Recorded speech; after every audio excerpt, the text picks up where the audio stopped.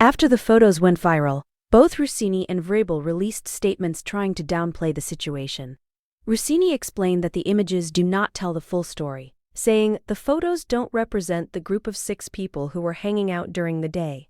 She also added that, like most journalists in the NFL, reporters interact with sources away from stadiums and other venues, essentially framing the whole thing as a completely normal reporter-source interaction. Vrabel, on the other hand, was far more dismissive in his response. He flatly told the Post that these photos show a completely innocent interaction and any suggestion otherwise is laughable, and shut the door on any further discussion by adding, "This doesn't deserve any further response."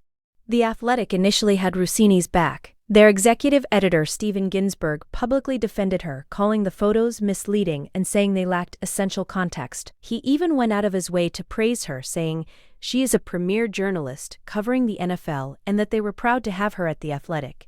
It looked like the outlet was going to stand firmly behind her. But behind closed doors, things were already shifting. By April 11th, the New York Times reported that The Athletic had quietly opened a formal internal investigation into Russini's conduct and the nature of her relationship with Vrabel. The same outlet that was publicly defending her was now investigating her, which made the situation even messier. Then, on April 14th, just 1 week after the photos first surfaced, Russini announced her resignation.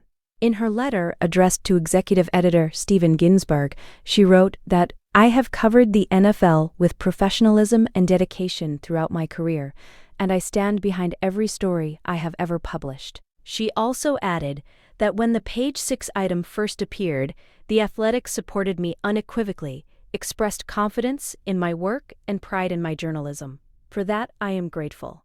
However, she made it clear why she could no longer stay, saying that in the days that followed, unfortunately, commentators in various media have engaged in self-feeding speculation that is simply unmoored from the facts. She also added that this media frenzy is hurtling forward without regard for the review process The Athletic is trying to complete. It continues to escalate, fueled by repeated leaks, and I have no interest in submitting to a public inquiry that has already caused far more damage than I am willing to accept. With those words, she walked out on her own terms before the investigation could reach any official conclusion.